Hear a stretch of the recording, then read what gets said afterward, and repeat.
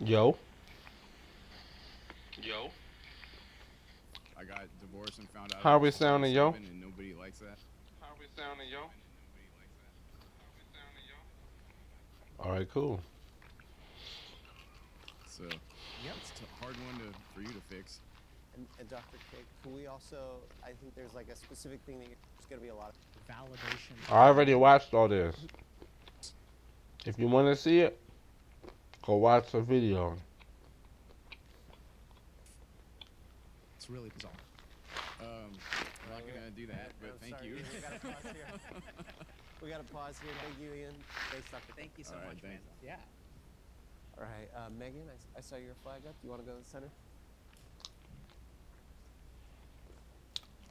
Hey, Olive. Nice to meet you. I think for me, my depression kind of stems from this sort of perfectionist mindset that I have for myself, and I feel like I can't get to a sense. Right? Yeah.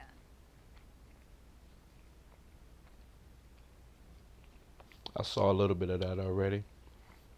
That's why I skipped up just a Right. You little want to bit. accept a certain version of yourself, right? Right. The Yeah. version I have in my head that I feel like is just like the perfect, like I don't make any mistakes. I'm good at everything. I have everything that I need or desire, and I don't have any flaws, I suppose. How did that become the standard? Why did you need to be so good? Comparing myself to others is a big one. Okay. So I'll see others and what they're doing and think that I need to match that or be better than that. Okay. Okay. And if you aren't perfect, how do you feel about yourself? I don't like myself. Do you remember a time that you did like yourself? When I was a kid, Mm-hmm. just as I got older into high school and everything, I just kind of stopped feeling good about myself. So I think it's a really, really, really common problem. I think sometimes we forget that human beings didn't evolve to be happy. We evolved to function. And so you may wonder, like, why is depression a part of how we experience things? And I think sometimes people who are very perfectionistic, there are a couple things. The first is that it helps you actually, it's a huge motivational component, right? Because if I want to be better, then I motivate myself and I keep pushing myself. I beat myself up until I achieve this thing. And then once I achieve that thing, then I will be happy. So I think the first thing is that this doesn't get better. Because if I were to tell you, okay, Megan, you should learn to love and accept yourself, would you actually do that? It's easier said than done. Easier said than done. What would stop you from doing it?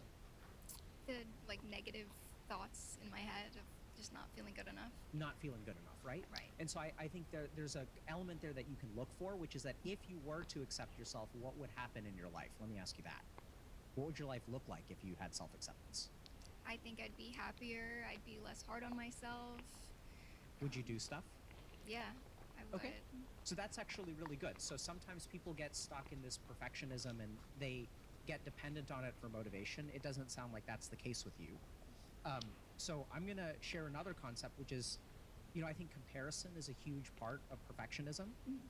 One really interesting thing about perfectionism is that it's not like a diagnosis, but it is actually a way that our brain thinks, predisposes you to things like depression and anxiety. And so the other thing that I would strongly, strongly encourage you to do is to focus less on comparisons, but notice how much your mind compares. This is where this gets a little bit more Eastern, but basically we have this sense of ego or identity, and this is who I am, and I want to be this thing. But that's like an idea in your head. It's not really who you are. And another really common thing that happens when we're perfectionistic is we compare our insides to other people's outsides. So let me ask you this. This is going to be really kind of focused. When you do a good job, what are the reasons that your mind comes up with? Sorry to interrupt, but this is important. The shooter who murdered my sweet little Daniel brought a highly lethal weapon with him Okay. to my son's first grade classroom. Dang. Of elementary. Ooh. In approximately This Sandy Hooks?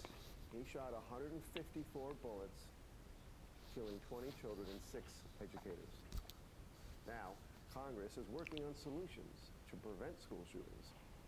The kind of legislation that might have saved my sweet son Daniel from being murdered.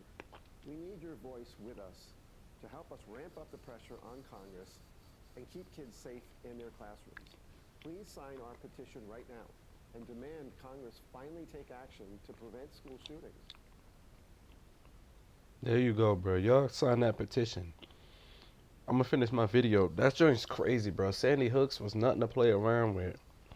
Rest in peace to all of them. Your asses better be in formation north of the stadium. Orders are anytime, any place. All right, the uniform's looking spot on. You know, I'm kind of a pro at this, so we going Sergeant J, Kevlar, keep your scouts in line.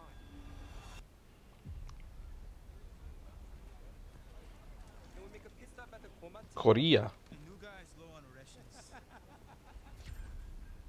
fast, guys. Who's that? A K-pop star? The new supreme leader of North Korea. Oh shit. North Korea. Looks younger than I am. Ambush us.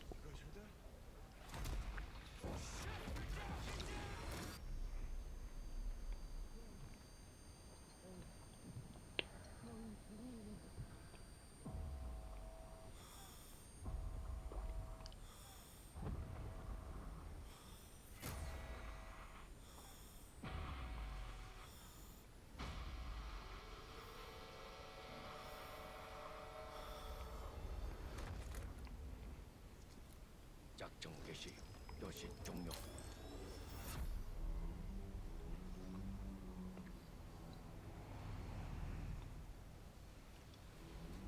A story mode? You're still a wanted man. Yeah, I know.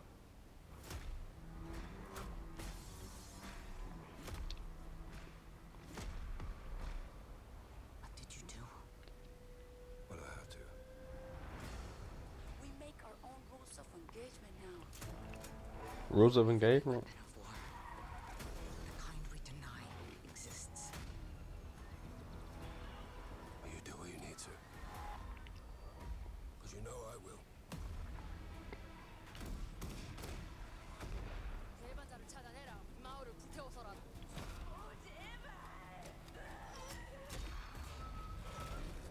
수류탄 투척!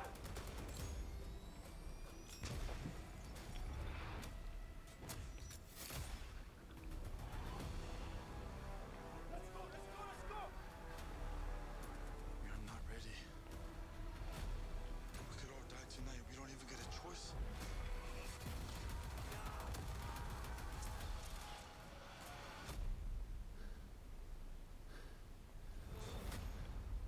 You broke a lot of rules, Price. No more rules. MW4. Like, why did you do a good job? What does it say?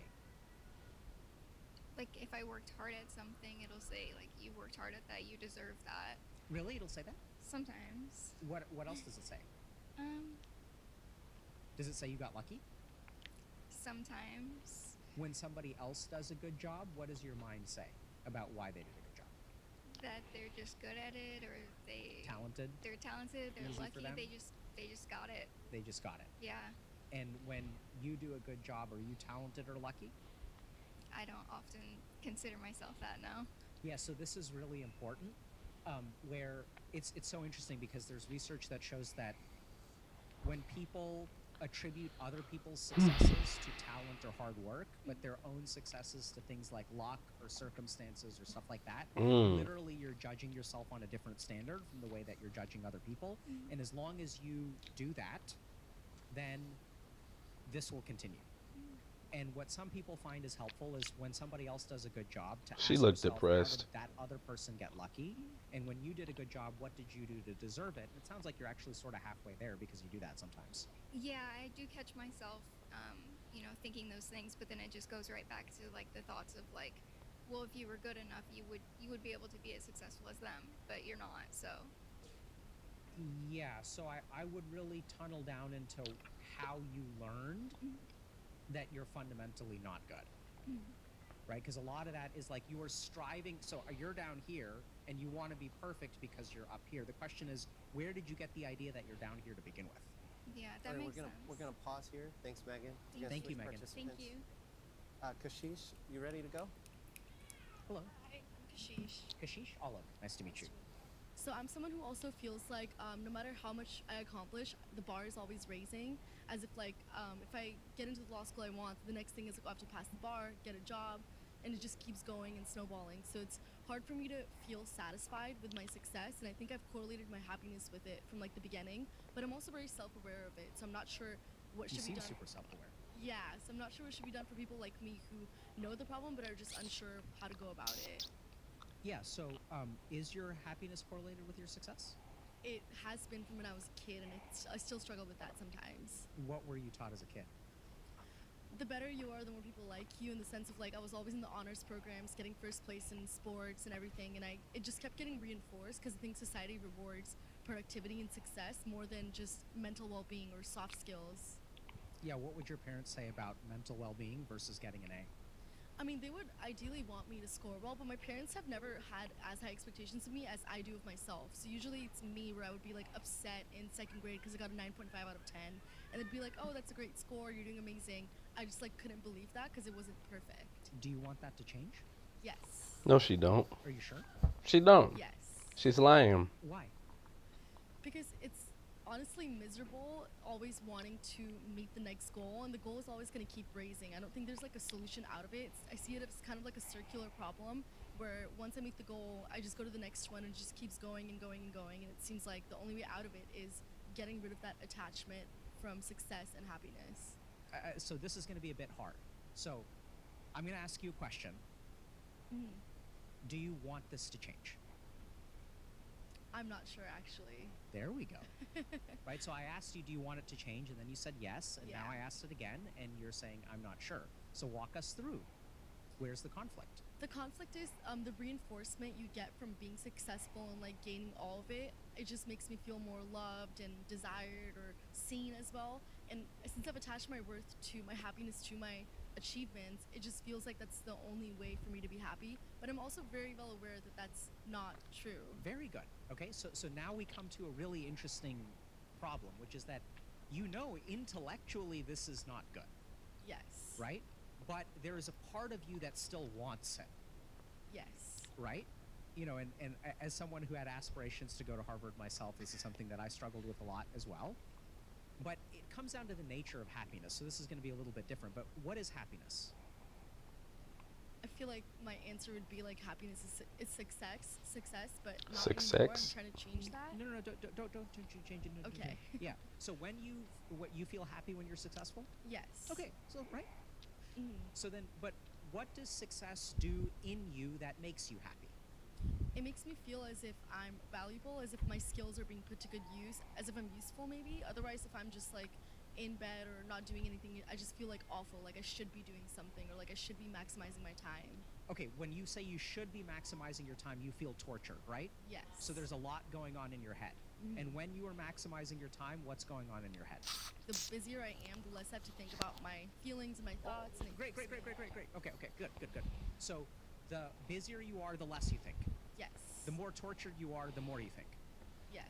Right? When we become content, I want everybody to think about this. I want something. Oh my God. I want this person to say yes when I ask them out on a date. I want to go to Harvard. I want to do this. I want to do this. Wanting. A lot of mental activity. Mhm. Sitting at the beach, looking at the sun. How y'all think she look? Oh, not him. Be What am I? tortured if I'm thinking about all the stuff that I should be doing. How y'all think she look? If you look at the nature of contentment, I want a cookie. There's activity in the mind. Once I get my cookie, there's nothing in the mind. There is a certain kind of thing that She look brings beautiful. your mind to a calm state. Mhm. And if you can duplicate that calm state without being dependent on success, then you will be happy. Sorry, we gotta pause and move on to the next participant. No, But thank you, Kashish. Thank you. Kashish. Thank you. All right, Mylene, your flag was up. You ready to go to the center? Hey. Yeah, all of them. Mylene, Mylene. nice to meet you, Mylene. Nice. Yes, I do believe that you can be productive and successful. She Asian? And the reason that I say that is dealt with suicidal ideation for Let me not roll my eyes. Let the me not. majority of my life, for as long as I could remember. Last year, I had a pretty bad episode. I could not get up out of my bed. I refused to do anything for myself. I lost a ton of muscle. I lost the ability to be confident in myself. But the one thing that I was able to do was take my dog out for a walk. Even if I'm going through what I'm going through, I'm not going to abandon my dog. I'm not going to abandon my partner. And I think that's a success, you know. And I would like to bring this up because today, ironically, is my dad's birthday, and he did pass. And I wanted to share my story because I want to be productive. Okay. And by being here and talking about it, sharing and listening to people's stories, that's a goal that I have succeeded in by sitting here. Absolutely, yeah. I mean, I think sounds quite exhausting, actually, because I can see how hard you try. Yeah. I get the sense that you're always trying to move forward, and that you're. To know what made you choose this particular claim to bring to this. Do certain evidence-based heart rate will kind of. We can talk about that specifically if you want. I agree. I mean, the reason I brought her up. You know, I'm done watching that. I let me tell y'all something, right? I don't think that Dave Chappelle is funny. Then again, I never really gave him a chance, like a lot of black people. I feel like it's this black thing that black people just love to say and do. Where we just say that Dave Chappelle is funny, but I don't necessarily know if it is true, right? So, here we go.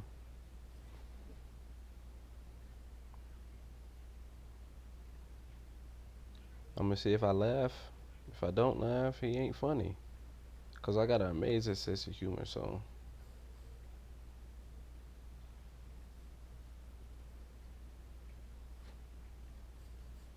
Why it ain't working?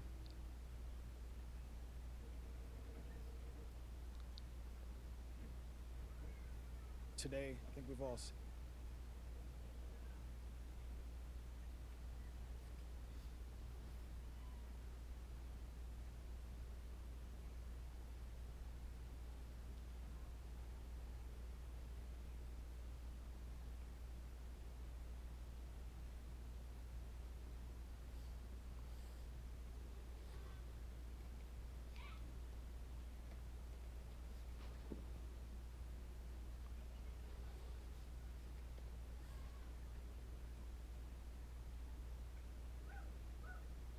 Thirty Fuck, I minutes. need an alibi. I can't be no celebrity. This shit is just the worst.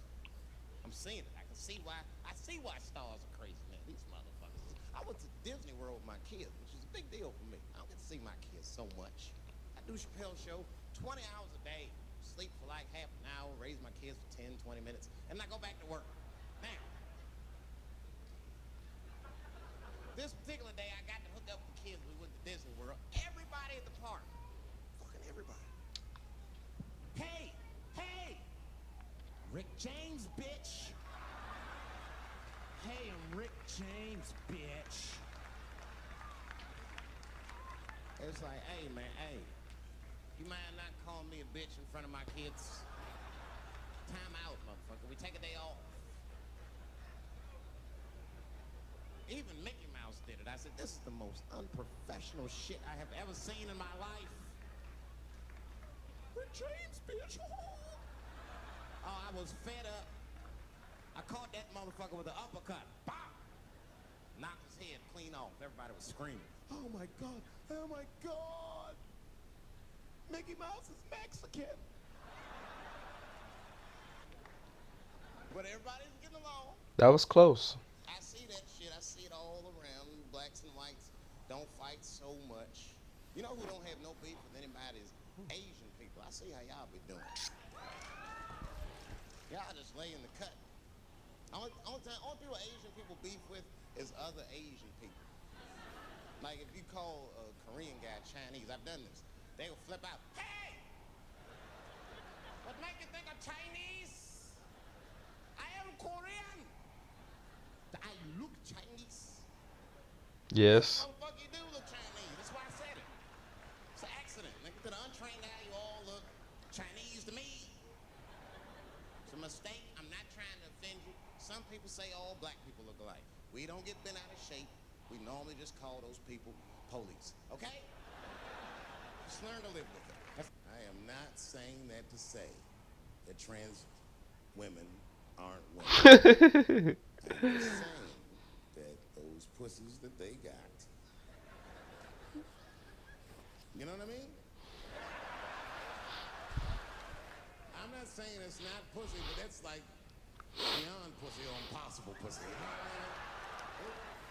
It tastes like pussy, but that's not quite what it is it? It's not blood, that's beet juice. Ooh. Cameraman did her wrong. I started doing stand-up comedy when I was 14. I'll never forget the first time I was on stage. The guy that introduced me was a guy named J.T. Newton. I'm 47. I can close my eyes and remember the introduction like it was yesterday. It went like this. Ladies and gentlemen, this next young man coming to the stage is starting his comedy career tonight. Who knows? We may be witnessing the birth of a star. Please welcome David Chappell.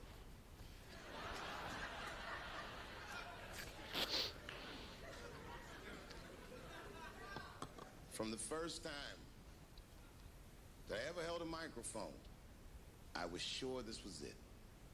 I knew I was home. I knew I had found my thing.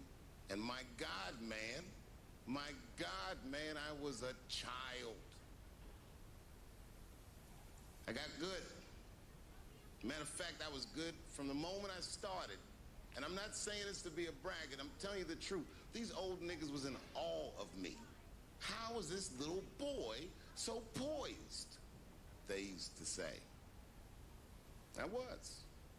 I mean, you know, I got better, but it started out good. About a year into it, when I was 15 years old, I had written a joke during the AIDS epidemic about having a Goodyear condom. Something, I don't even remember the joke. Something about an industrial strength condom by Goodyear. I just remember all the comedians really liked that joke. And there was an older comedian. And he came to me one night after the show, after he saw the joke, and he said, listen, I got an audition at another comedy club, and I was wondering, do you mind if I do that joke? I just want to borrow it. Now, I'm a kid. I don't know any better. I'm like, borrow it? Well, I guess, sure, if it'll help your career. I let him do the joke. And then weeks later, I was waiting to go on in the comedy club, and he went on before me, and he did the joke. And after the show, I pulled him aside, and I said, hey, man, I don't mind you borrowing my jokes, but you got to give them back. He said, oh, I forgot to ask you. He goes, let me buy that joke from you for $50. And I said, man, I'd do it, but I'm just starting out. I need all the material I can get. The idea being, the more material I can accumulate, the faster I'll be able to make money for my work. I said, I can't do it. I want my joke back. I'll never forget this. Remember, I was a 15-year-old child. This guy was a grown-ass man. He stood up over me so I could see how big he was. And he said to me, really? I can just take it. And he did. I got scared because I was a child. But I never forgot that.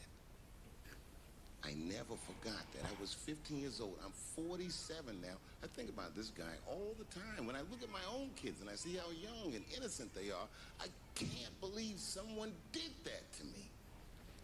And I don't think about it every day because that was the worst thing that happened to me. I think about it every day because that was the first time that someone ever did that to me. But in my career, it has happened many, many times since, where someone would intimidate me or scare me and take something that I believe was mine. I'll tell you another story. Now I'm 18 years old. I'm living in New York City, and I just finished my first road tour, which was a very difficult tour. I'll spare you the details. Now I'm back in New York, but my rent is paid, thank God. And I have $60 to my name, and a woman that I had met in Pittsburgh, a bad Dominican bitch,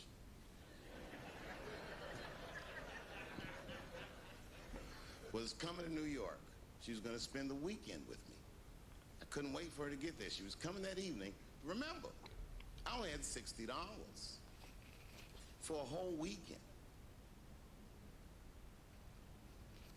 to entertain a bad bitch. Now I'm walking through Greenwich Village, and I see something I've never seen before. 3-card Monte. You know what that is? Yeah, the guy had the whole thing. The table was set up, and he had the 3 cards, and the crowd was hooting and hollering, and he was like, find the red card, find the red card. And people were playing. Sometimes they win, sometimes they lose, but it was really exciting, and I'm standing there watching it, and I noticed while I'm watching them play this game that the red card, the one you're trying to find, had just a little bend on the corner. And I'm watching and I'm like, yo, this guy doesn't seem to know that red card is bent. I'm gonna beat this motherfucker. And I walked up to the table and I said, let me play a hand. And I put my last $60 on that table, and he starts to shuffle and find the red card, find the red card. And I kept watching that bent card go around the table, make sure I kept my eyes on that bent card. And when he stopped shuffling and he said, find the red card, I pointed to it with confidence. Here it is right here. And he flipped it over, and it was black. And he took my money. I couldn't fucking believe that. How did this nigga do that? Was that magic or sorcery? I was confused. So you know what I did? I sat there, and I watched him for a real long time play the game. And I realized that all those people who was doing all that hooting and hollering and betting, my God, they were his friends. They were in on the whole thing. I felt so wronged. I felt so stupid. And then the next sucker came up to the table and was about to put his money down. And I said, fuck that, man. Don't put your money there. All these niggas is in on it. It's a trick. And when I said that, the guy that was dealing, and this motherfucker was huge, snatched me up by my collar. Feel how strong he was when he grabbed me. I was a skinny little guy. And he was gonna maul me. The only reason he didn't, I'm sure, is because he saw the fear in my face. And that fear, he looked at me. I saw his eyes go from hard to soft. He softened. Then he looked at me like the way a father would look at a child. And he said to me, young man, don't ever come between a man and his meal. I never forgot that either. Most niggas would have to run the streets for years to learn a lesson that profound. It took me 2 seconds. Never get between somebody and their paper. Taking a man's livelihood away from him is akin to killing him. Look, it was way more intense than what you guys might have read. I don't know what you read, but the kid, while we was beating on him, reached in his waistband, pulled out a .22 caliber pistol. That shit was mayhem. Everybody started screaming, oh my God, he's got a gun. He's got a gun. And then I got scared. I was in the back, but I was scared. Because I knew that everybody that was with me was armed. Yes, if they had shot and killed this kid on stage at the Hollywood Bowl, like I pay you to do, Travis,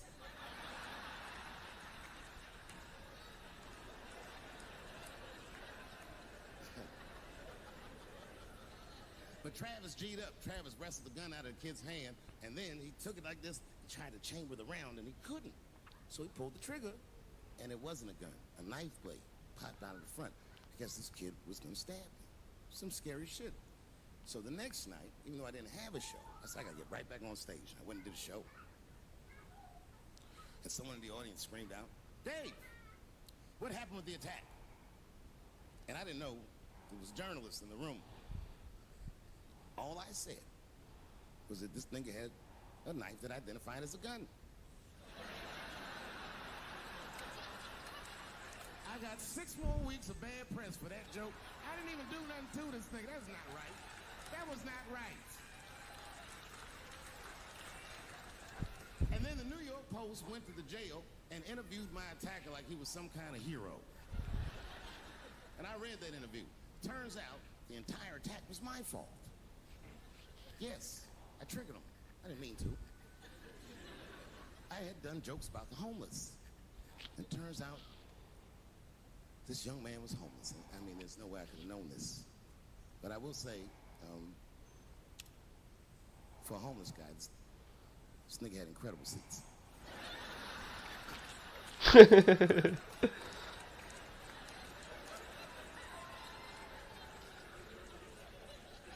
Oh, and they said I triggered him because I had done LBGTQ jokes, and it turns out this fella was a B. That was the headline in the article. It said, Dave Chappelle's alleged attacker is bisexual. I said, alleged attacker? This motherfucker definitely attacked me. I'll show you the tape. He's allegedly bisexual. I'm gonna need to see him suck somebody's dick before I believe the rest of this article.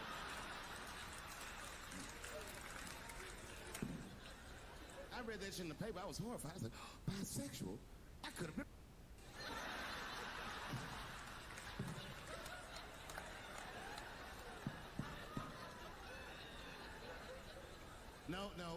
No, you know what though? It's not funny because all that madness ensued. I went to the hotel room. I was by myself and I opened the door and my wife was in there alone. She was sobbing, like sobbing. I said, oh my God, what's wrong with you, bitch? Did you get attacked too?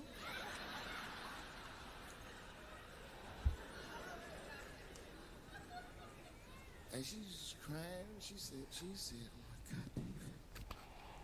She said, if you had died tonight, me and the kids would have nothing.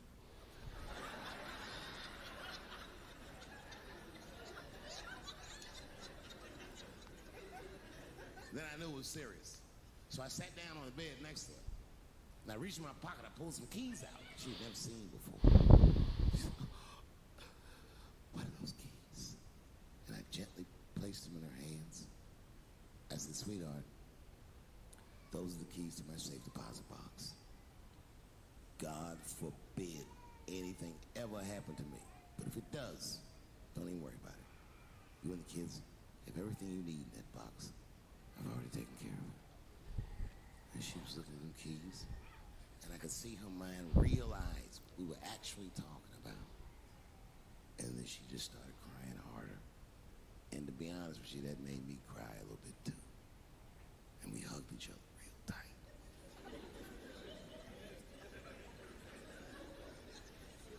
And then I said, give me my keys back. Do you know this bitch looked in the box while I'm alive and well? Who does that? Oh my God. And then she was mad at me. She said, God damn it, David, I opened that box. I said, you did? She said, yes, I did. And there was nothing in there.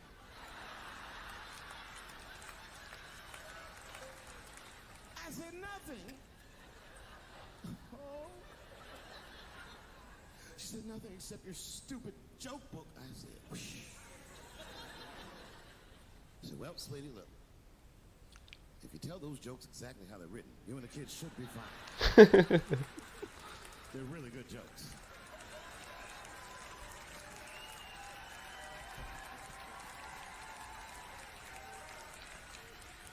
She's like, good jokes? What is this shit? Come join me in my watery grave. No, you got to roll your throat. Join me in my watery grave.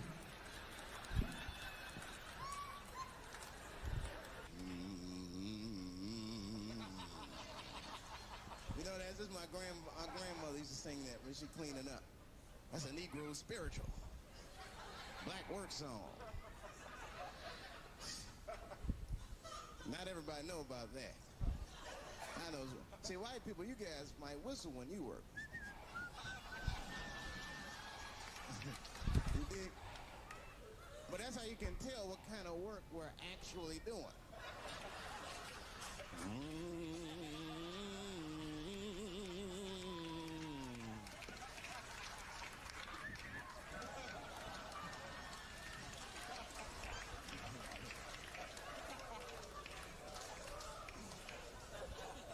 I study that kind of.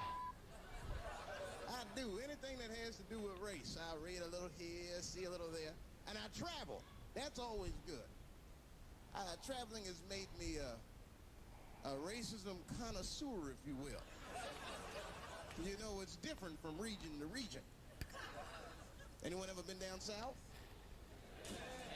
So you guys know what I'm talking about. And the racism down there is just, it's perfect. It's due to a perfection. It's comfortable, it's out in the open.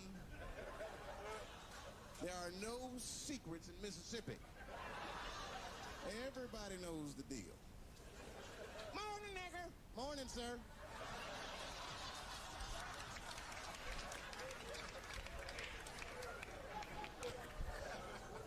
What? Not up here. I'm watching Dave Chappelle to see if he's funny. Cities, man, it's different. It's always a secret. Now, we should No, I'm just on YouTube. done open then a little. Only some of these is funny. Yeah, I'm still tired. You don't want to say whatever comes to your mind. No. It might be a little much. White dude be walking down the street minding his business, and brother walk up to him. Hello. What are you doing? White oppressor, you slave master, rapist of Africa. No, I'm watching it here. I was searching up why he ain't in movies anymore. Chucking friend. Touche, honky.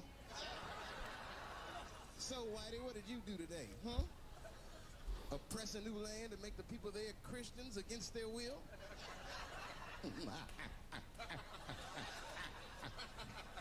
What did you do, fella? Burn those big black lips on a crack pipe as you missed your job interview? Easy, Whitey, you're cutting deep. All this chit-chat has got me thirsty. If you will excuse me for a moment, I'm going to go to the Korean store and get something to drink. Ching-a-ling. Hello. You slanted-eyed, ruin the economy in our neighborhood by opening stores and taking the money out the community. Chink. Wow. Good afternoon, you browse around but never buy anything. Suspicious looking nigga. After a while, that might be too much.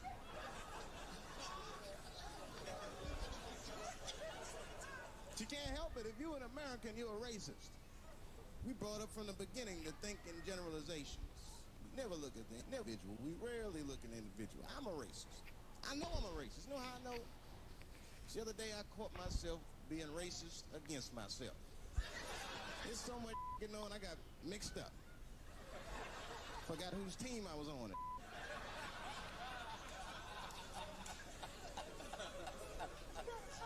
One time I was reading the paper, man, this story came on about this guy was suing a department store because they wouldn't let him play Santa Claus. So you ain't gonna do nothing but just crawl back down. And I was actually like relieved when the department store beat him. That's bad. But I wasn't ready for that. I wasn't ready for the idea of a black Santa Claus, man. It would suck. So we wouldn't get our presents to the 28th. No. Then I got caught up with some in Vegas. Is it still inflamed? Some toys to get back, shit. Where them cookies at? No. It looks good. that when Martin Luther King stood on the steps of the Lincoln Memorial and said he had a dream, he was speaking into a PA system that Bill Cosby paid for. Do you understand what I'm saying? The point is this. He rapes, but he saves. Hurry up before she start peeing. Why you take it off if you ain't got it ready? But he probably does rape. Thank you very much. Why would you take her diaper off if you ain't got a next diaper? Everything. I didn't touch them. Everything's funny until it happens to you. 3 months, a mere 3 months after that terrible attack that Chris Rock endured, I was on stage at the Hollywood Bowl. Where's the whole thing of diapers? Lunatic. There's like a whole thing of diapers. Jumped out of the crowd and attacked me. Now, I gotta tell you, if it happens to you, you don't even know what the fuck is happening. It was like slow motion. I just looked over. I don't know this nigga. And I was looking, oh my God, I'm being attacked. And this motherfucker was back, and he jumped at me. He was like, ah.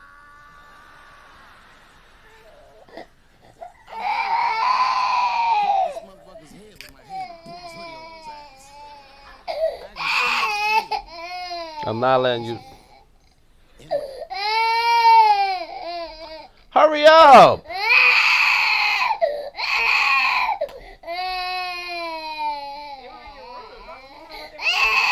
Why you put him in there?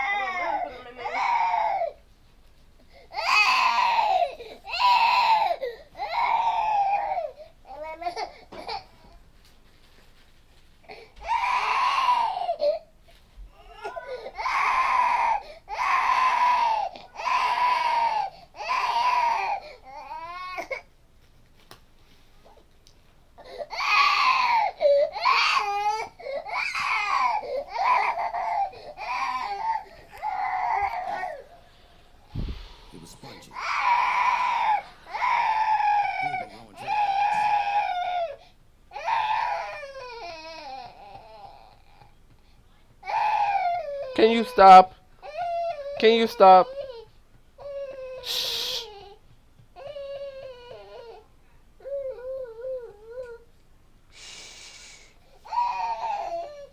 Not the beautiful dreads that breastfeeding grow. These were accidental LA homeless dreads. These shit had leaves and sticks and bottle caps and shit in it.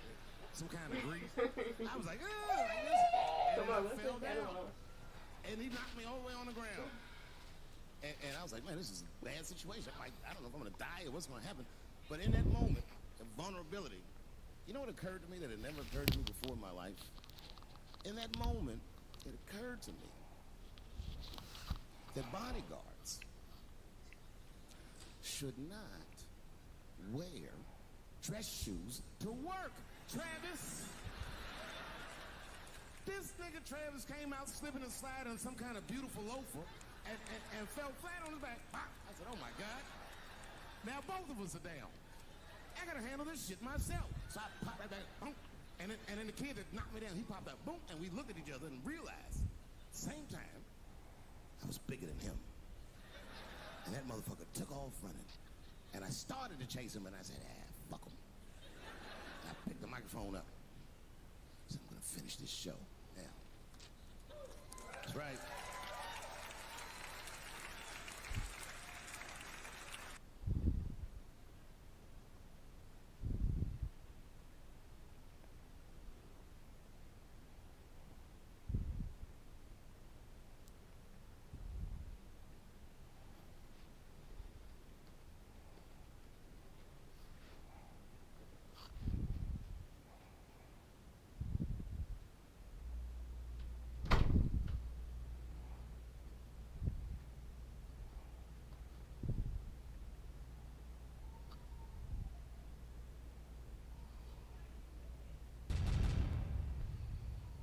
Behind me on the DJ table is one of the most prolific producers that hip-hop has ever presented, the mighty Mad Lib.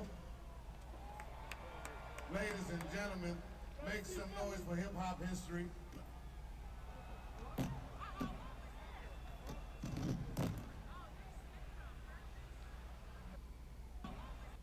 Make the mighty Mad Lib. Damn, that's actually crazy. Ladies and gentlemen, make some noise for hip-hop history.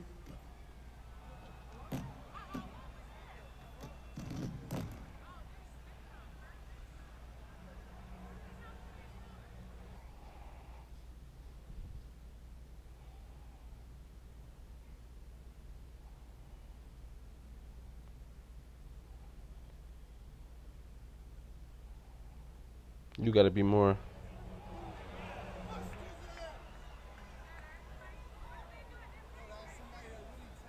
I am going to kill that.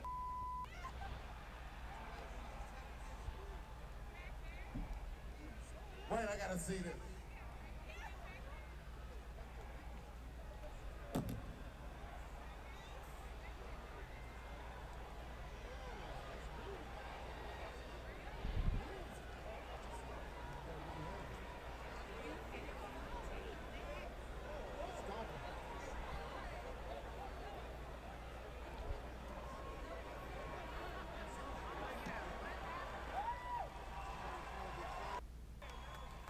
Thank God. Thank God that was clumsy. He's back there getting stomped. Where did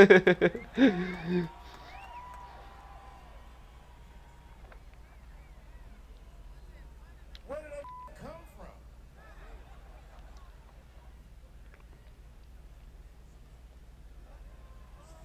Thank you, son. It was a trans man.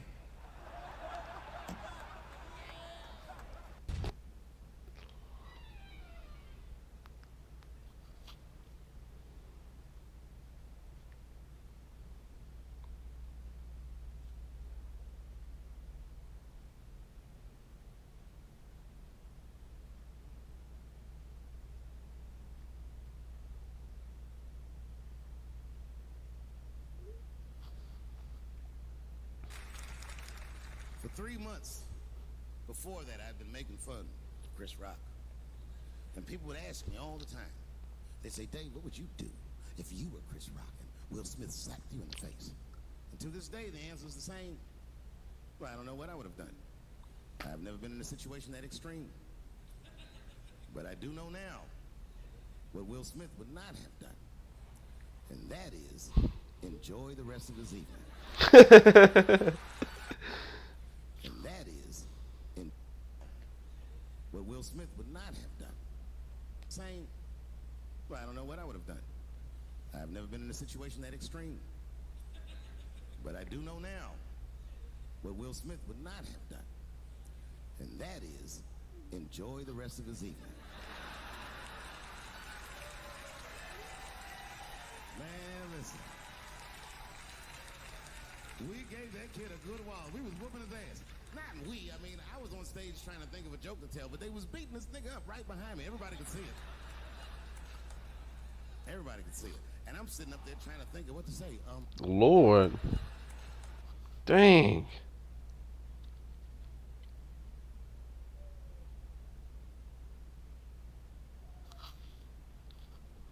Everybody could see it. And I'm sitting up there trying to think of what to say. And I'm tongue-tied. Me, of all people, can't think of anything to say. Look at my karma. Just that moment. Of all the people in the world, Chris Rock walks from backstage, walks up to me in front of 20,000 people, grabs the mic out of my hands and looks at the crowd and goes, "Was that Will Smith?"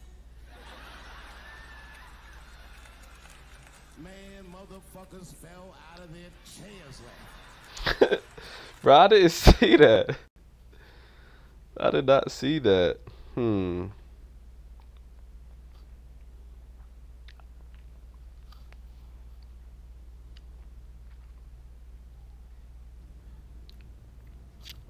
my gosh. Oh my gosh. Oh my gosh. A throat relaxer? Oh. Oh, you gonna be in for a surprise. Holy crap. Oh my goodness. Ladies and gentlemen, make some noise for hip-hop history.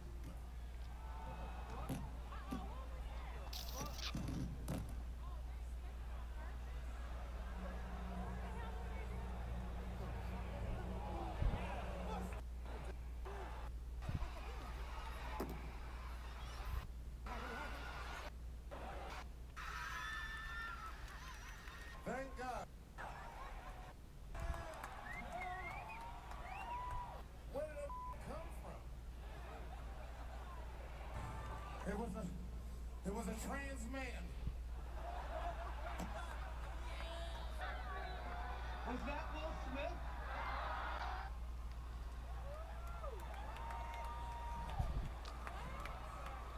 I thought it was you for a second.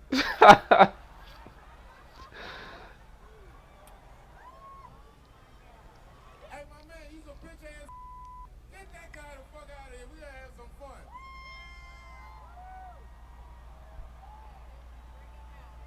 Hollywood Bowl, you owe me 10 minutes because your security caught me slipping. Y'all wanna rock?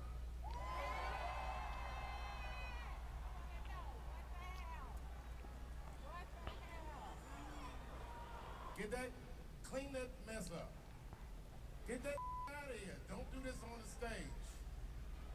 Get him the fuck out of here. And in an ambulance. Hold on, see what he's doing. I'm gonna see if this has a statement.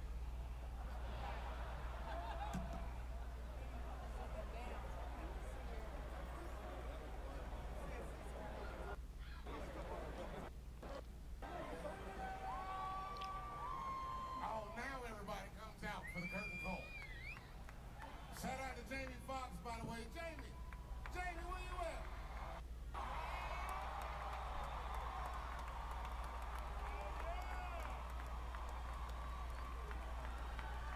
Make some noise for Fox.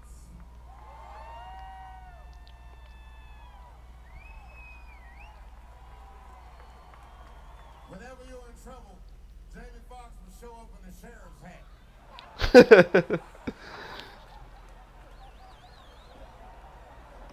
Turn the mic up. I thought that was part of the show. I don't know what the fuck was. I grabbed the back of his head. His hair was spongy. Absorbent. Listen, I just want to say, man, I've had an incredible time. This man is an absolute genius. We got to make sure we protect him at all times, man.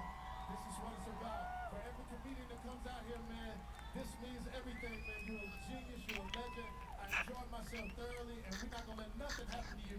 Right. Give it up. This is the show. Wait. I'm back there. I've been doing this 35 years. I just stomped the backstage. Always wanted to do that. I'm back there squeezing it, too. I seen Busta Rhymes on it. It's like, that's how you do it, God. Hey, yo, where Busta at? Busta, yo, what's up, Busta? Yo, where Busta at?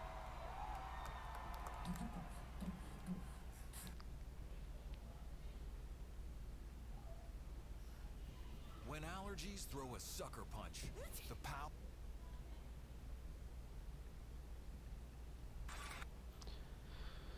I was standing there looking stupid. I was fucking furious because I'm thinking in my mind, nigga, this is my attack. You got attacked 3 months ago. Now you have jokes. So I snatched the mic back from Chris and tried to get one off, but my shit did not go good at all. I didn't know what to say. I was just like, it was a trans man. And the crowd was like, boo. It's LA, we like trans people, boo. I know, I felt so bad. I felt so bad. But I know why I did it. You'd have to be there to understand, but man, when that guy tackled me, it was like it's like a movie or something. You gotta picture this. Picture a famous person you like. Every famous person you could imagine was at that show. It was like the biggest night that Hollywood had ever seen. And when that guy tackled me, he cleared the bleachers. I had to watch the tape afterwards to know this happened, but as soon as he tackled me, Jamie Foxx was the first motherfucker that jumped out of the crowd. He was wearing a white cowboy hat like he knew this shit was gonna happen to him. Never seen this nigga in a cowboy hat before. And Jamie started chasing that motherfucker around like any given Sunday. And that kid was fast as shit, was juking and shaking, and he broke Jamie's ankles, and he just kept running. And then Jon Stewart from The Daily Show ran from backstage and jumped at this motherfucker like Super Jew. He was like, ah! That was funny. John coming, so he jumped back, and John went flying that way. And this kid was fast, and then he turned around. He sees the emergency exit. He starts running for the emergency exit. Just before he got to the door, motherfucking Puff Daddy from Bad Boy Records jumped in front of the door. That nigga was like, Boy,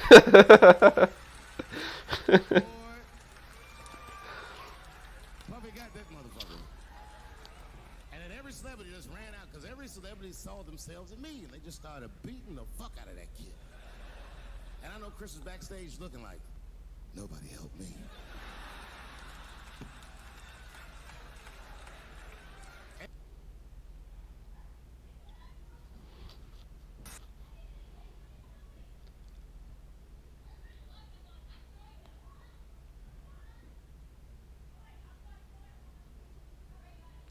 He is funny. We about to react to Dave Chappelle every day. Let me know if y'all like this. I actually thought it was funny. It was getting a little funnier and funnier.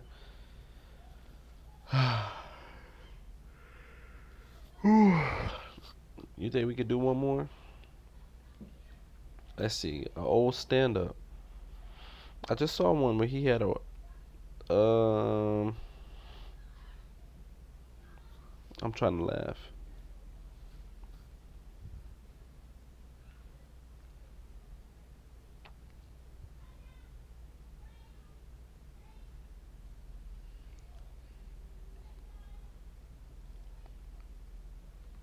I'm gonna try my hardest not to laugh. Shit ain't what it used to be, is it? This nigga Puff got 50 months.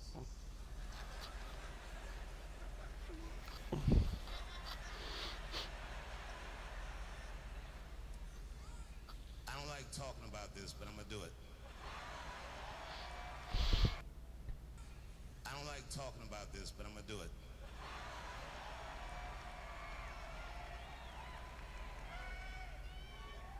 Here's my thing about Puffy. And I gotta state my bias. Years ago, I got attacked on stage in California at the Hollywood Bowl.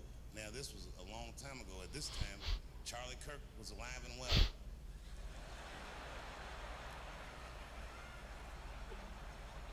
This is another reason it's hard to talk in America, because, you know, if you talk for a living and see Charlie Kirk get murdered that way, I'm gonna be honest, nigga, I was shook.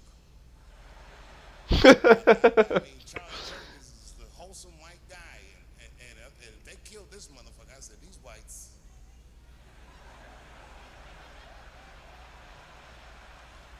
You've never seen him like this. I guarantee I'm not even gonna speak nothing into existence, but how they did Charlie Kirk, bruh, if they did one of our black people like that, if they did Bron, Michael Jordan, Kareem, Wilt, if they did any of them like that in public on a college campus, boy, we gonna be riding for we be protesting and riding for people who just regular people. These are celebrities who we love and worship, basically. Boy, it's gonna be turned upside down. The looting gonna take place. Man, it's gonna be a curfew for years. Playing for keeps. And then remember the next day in the news, when all the information was still shoddy, they came out, they were like, apparently there were transgender messages inscribed on the bullets. I was at home like, oh no! I'm dead as fried chicken.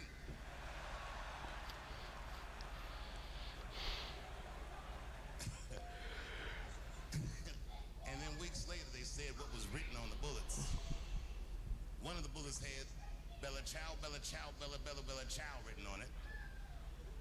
Another bullet had written on it, if you're reading this, you're gay. I was at home like, nigga, I'm gonna need to see these bullets. How the fuck is this nigga writing whole paragraphs on bullets? How big are these bullets? What is this nigga, a watchmaker? He can inscribe all this shit on a bullet?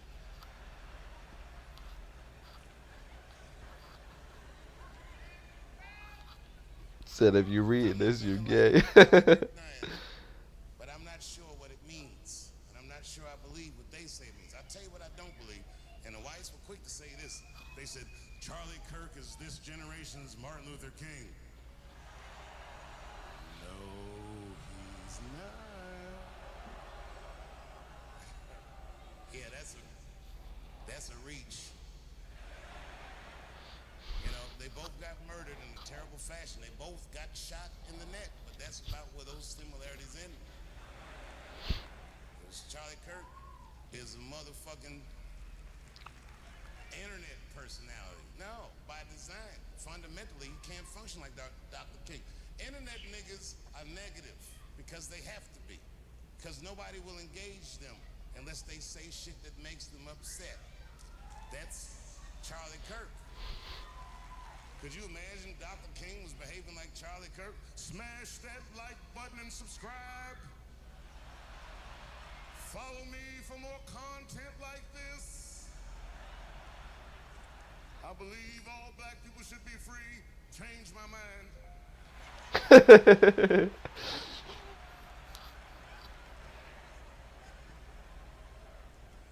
The Congress took a vote that October 14th would be Charlie Kirk Remembrance Day, and everybody voted for it. No, I'm not gonna boo it. You can remember that nigga if you want to. And remember him however you want to. But I do know that most of those congresspeople voted for that because they're afraid of political violence. I'm telling you, it's easier to talk in Saudi Arabia.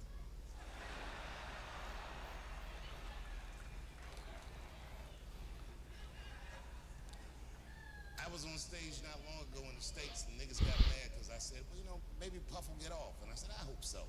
And the crowd was like, boo.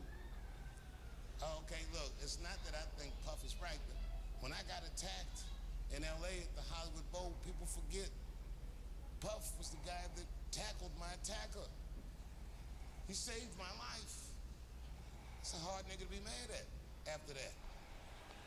I had security that night, but you know what I mean? They just wasn't ready. Them niggas had some slippery shoes on, but something they ran out.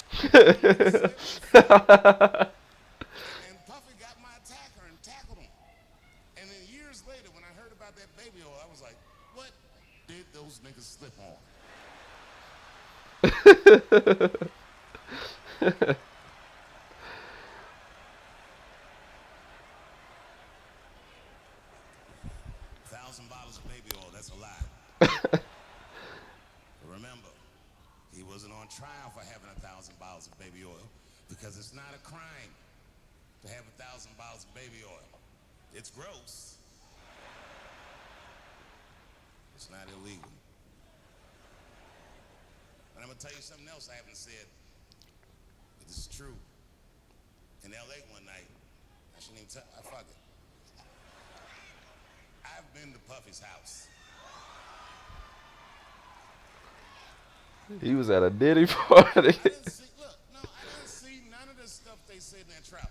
I walked to that nigga's living room. House was clean, traction on the floor, nothing slippery. Walk right through.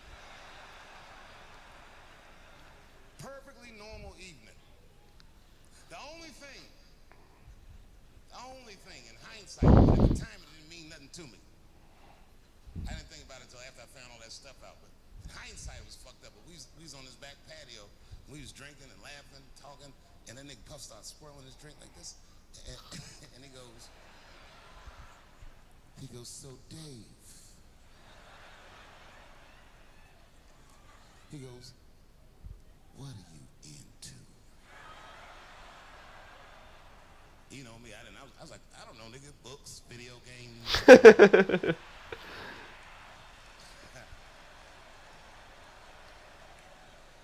I didn't know that was my big chance to fuck Cassie.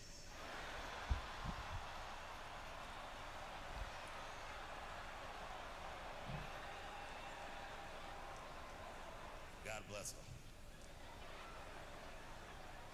I'm not making light of her. What she went through was terrible. But remember, because they kept showing this video of him beating her up in a hotel hallway, which is a terrible video. But he wasn't on trial for that. If you remember, he paid her for that before the federal charges ever came up. He paid her $35 million, is what I heard, which doesn't make it right. But I mean, come on, nigga.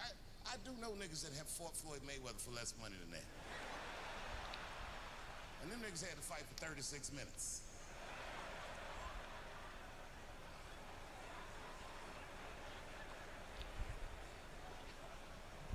But Cassie is a gangster. She did something that I wouldn't wish on my worst enemy. She had to testify about her sex life. Boy, that's tough. God save us all from that. Anything you say about sex publicly is going to sound bad. Even if you're talking about fucking your wife face to face. The judge's like, tell me about when you...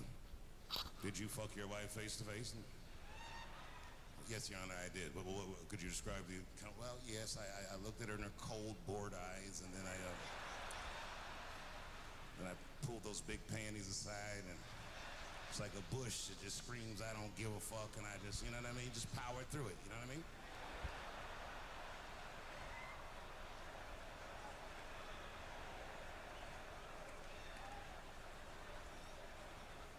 Cassie had to do way harder than that. Them questions, they was asking her all kinds.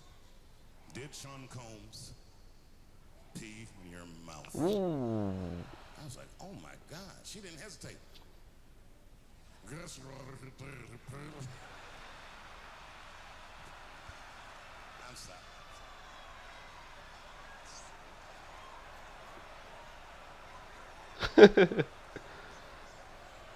Okay, that was funny.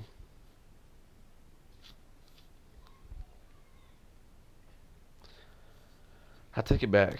I'm a fan of Dave Chappelle. He's funny.